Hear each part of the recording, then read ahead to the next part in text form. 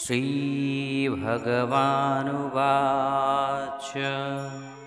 प्रकाशं च प्रवृत्तिं च मोहमेव च पाण्डव न द्वेष्टि सम्प्रवृत्तानि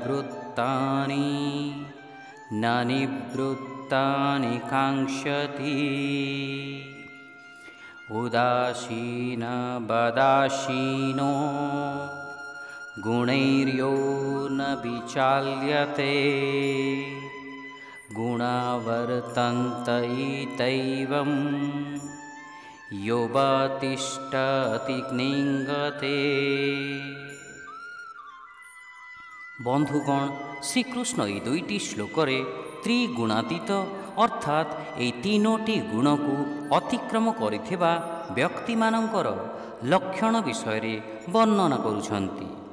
ସେ କହୁଛନ୍ତି ଯେଉଁ ମନୁଷ୍ୟ ଏହି ତିନୋଟି ଗୁଣ ମଧ୍ୟରୁ କାହାକୁ ବି ଘୃଣା କରିନଥାଏ ଏବଂ ଏହି ତିନୋଟି ଗୁଣ ପ୍ରତି ସମାନ ଭାବ ରଖିଥାଏ ଏବଂ ଏହି ତିନୋଟି ଗୁଣ ମଧ୍ୟରୁ କୌଣସି ବି ଗୁଣ ପ୍ରତି ବାନ୍ଧି ହୋଇନଥାଏ, ସେହି ମନୁଷ୍ୟ ଏହି ତ୍ରିଗୁଣକୁ ଅତିକ୍ରମ କରିପାରିଥାଏ। ଏପରି ବ୍ୟକ୍ତି ଗୁଣମାନଙ୍କର କାର୍ଯ୍ୟ ଏବଂ ବ୍ୟକ୍ତି ବସ୍ତୁ ଓ ପରିସ୍ଥିତି ଉପରେ ତାହାର ପ୍ରଭାବକୁ ଦେଖି ବିଚଳିତ ହୁଅନ୍ତି ନାହିଁ। ସତ୍ୱଗୁଣ ହେଲା ଈଶ୍ୱରୀୟ ଜ୍ଞାନ ରୂପୀ ପ୍ରକାଶ, ରଜୋଗୁଣ ହେଲା କର୍ମ କରିବାର ଆସକ୍ତି ଏବଂ ତମ ଗୁଣ ହେଲା ମୋହ ରୂପୀ ଅଜ୍ଞାନତା।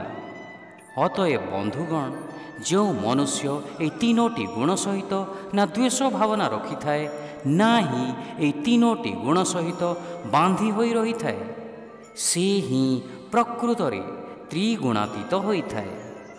ବନ୍ଧୁଗଣ, ଏପରି ବ୍ୟକ୍ତି ପ୍ରକୃତିର ଏହି ଗୁଣଗୁଡ଼ିକ ପ୍ରତି ଉଦାସୀନ ରହିଥାନ୍ତି ଏବଂ ସେମାନଙ୍କ ଦ୍ୱାରା ବିଚଳିତ ହୁଅନ୍ତି ନାହିଁ। ସବୁକିଛି ଗୁଣମାନଙ୍କର ଖେଳ ଅଟେ, ଏହା ଜାଣି ସେମାନେ ଅବିଚଳିତ ଭାବରେ ଆତ୍ମାରେ ସ୍ଥିତ ରହିଥାନ୍ତି।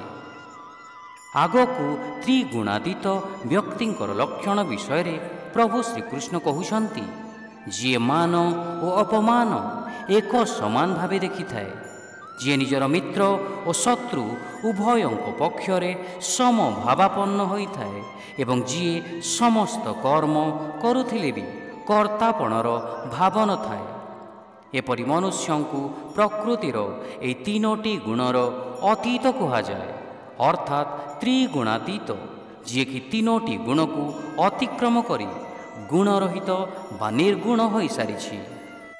ଶିକ୍ଷା ପରମ ପୁରୁଷ ଭଗବାନ କହିଲେ, ହେ ଅର୍ଜୁନ, ଯେଉଁମାନେ ତ୍ରିଗୁଣାତୀତ ହୋଇଛନ୍ତି ସେମାନେ ଜ୍ଞାନର ପ୍ରକାଶ, ଯାହାକି ସତ୍ୱରୁ ଜାତ, କର୍ମ ରାଜସରୁ ଜାତ ଏବଂ ଭ୍ରମ ତମସରୁ ଜାତ, ଏହାର ପ୍ରଭାବ ଅଧିକ ହେଲେ ତାହାକୁ ଘୃଣା କରନ୍ତି ନାହିଁ କିମ୍ବା ସେଗୁଡ଼ିକର ଅଭାବରେ ତାଙ୍କ ପ୍ରତି ଲାଳାୟିତ ହୁଅନ୍ତି ନାହିଁ।